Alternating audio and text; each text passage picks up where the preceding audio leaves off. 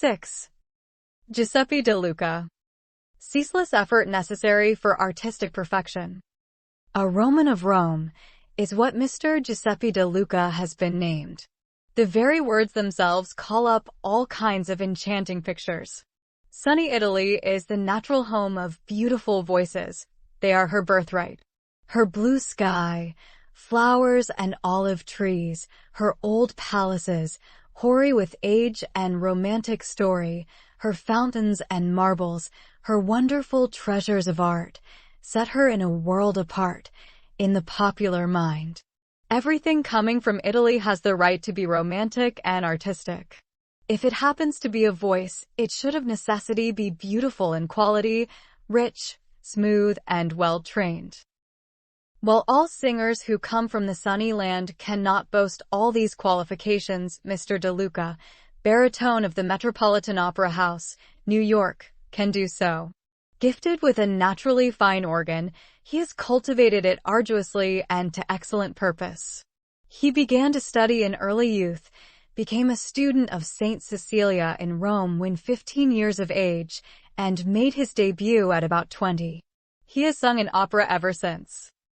In 1915, November 25th to be exact, De Luca came to the Metropolitan and won instant recognition from critics and public alike. It is said of him that he earned this success by earnest and intelligent work. Painstaking to a degree, there is no detail of his art that he neglects or slights, so that one hesitates to decide whether he is greater as a singer or as an actor. Perhaps, however, his most important quality is his mastery of bel canto, pure singing, that art which seems to become constantly rarer on the operatic and concert stage. De Luca does such beautiful, finished work. Every detail is carefully thought out until it is as perfect as can be. So remarked a member of the Metropolitan and a fellow artist. Those who have listened to the Roman baritone in the various roles he has assumed have enjoyed his fine voice, his true bel canto style, and his versatile dramatic skill. He has never disappointed his public, and more than this, is ever ready to step into the breach should necessity arise. A man who has at least 120 operas at his tongue's end, who has been singing in the greatest opera houses of the world for more than 20 years, will surely have much to tell which can help those who are farther down the line. If he is willing to do so, can speak the vernacular, and can spare a brief hour from the rush of constant study and engagement, a conference will be possible. It was possible, for time was made for it. The musical gift. Mr. De Luca, who speaks the English language remarkably well, greeted the writer with easy courtesy. His genial manner makes one feel at home immediately. Although he had just come from the opera house, where he had sung an important role, he seemed as fresh and rested as though nothing had happened. I think the ability to act, and also, in a measure, to sing, is a gift, began the artist. I remember, even as a little child, I was always acting out in pantomime or mimicry what I had seen and felt. If I was taken to the theater, I would come home, place a chair for audience, and act out the whole story I had just seen before it. From my youngest years, I always wanted to sing and act. A remarkable teacher.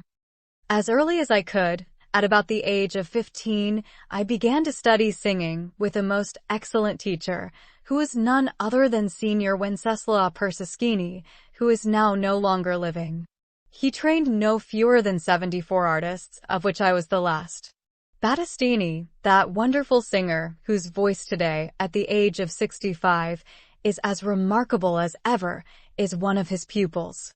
We know that if a vocal teacher sings himself and has faults, his pupils are bound to copy those faults instinctively and unconsciously. With Persischini this could not be the case, for, owing to some throat trouble, he was not able to sing at all. He could only whisper the tones he wanted, accompanying them with signs and facial grimaces. And Mr. De Luca illustrated these points in most amusing fashion. Then he continued.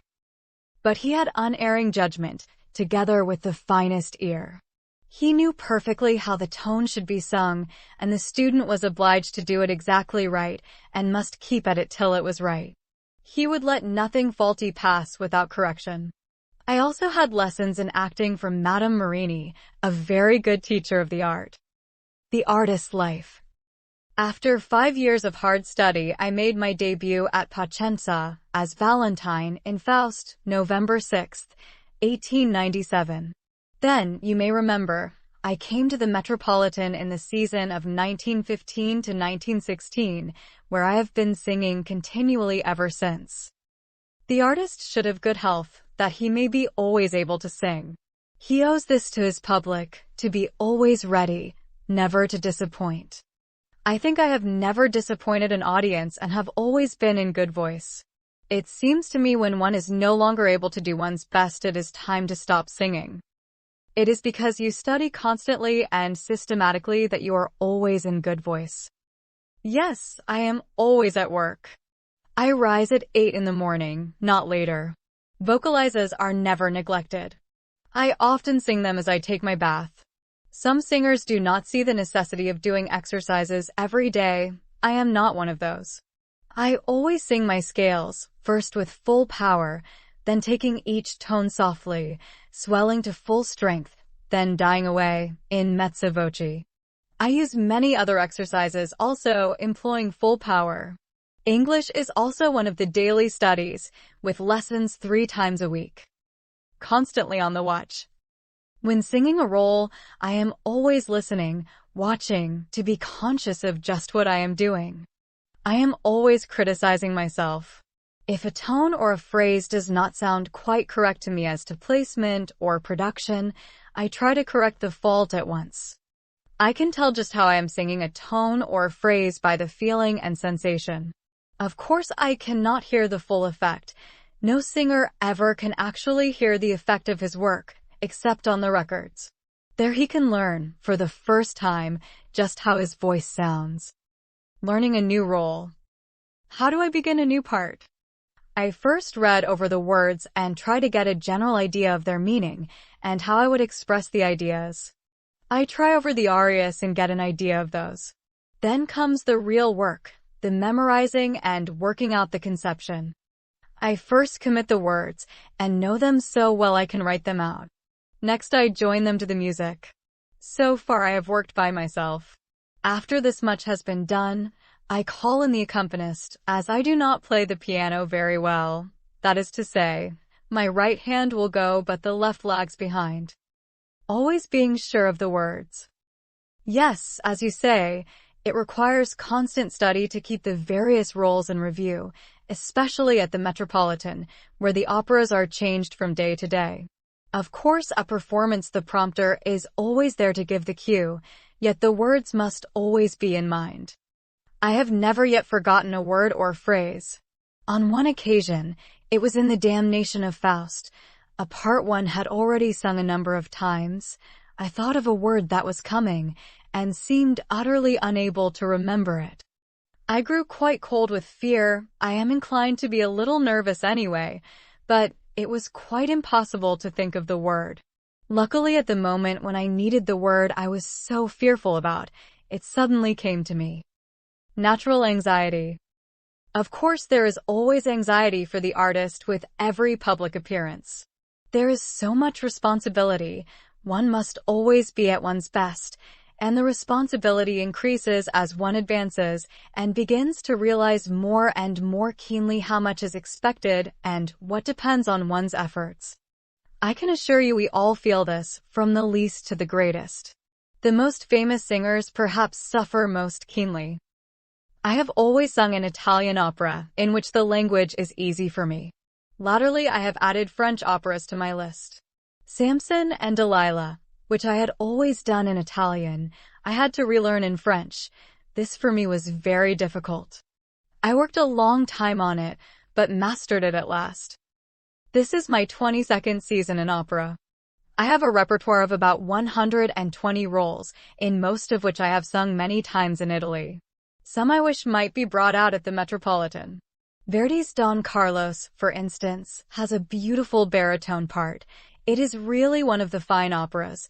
though it might be considered a bit old-fashioned today. Still, I think it would be a success here. I am preparing several new parts for the season. One of them is the Tchaikovsky work, Eugene Onegin. So you see, I am constantly at work. My favorite operas? I think they are these, and Mr. De Luca hastily jotted down the following: Don Carlos, Don Giovanni, Hamlet, Rigoletto, Barbier, Damnation of Faust, and last, but not least, Tannhauser. Growth of musical appreciation in America. Asked if he considered appreciation for music had advanced during his residence in America, his answer was emphatically in the affirmative. The other evening, I attended a reception of representative American society, among whom were many frequenters of the Metropolitan. Many of them spoke to me of the opera Maurel. I was surprised, for this modern French opera belongs to the new idiom and is difficult to understand. Do you really like the music of Maurel? I asked. Oh, yes indeed, everyone said.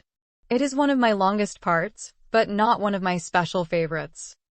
In the summer, I go back to my beloved Italy almost as soon as the Metropolitan season closes. I could sing in Buenos Aires, as the season there follows the one here. But I prefer to rest the whole time until I return. I feel the singer needs a period of rest each year. To show you how necessary it is for the singer to do daily work on the voice, I almost feel I cannot sing at all during the summer, as I do no practicing, and without vocalizes one cannot keep in trim. If I am asked to sing during vacation, I generally refuse. I tell them I cannot sing, for I do not practice. It takes me a little while after I return to get the vocal apparatus in shape again. Thus it means constant study, eternal vigilance to attain the goal, then to hold what you have attained and advance beyond it if possible.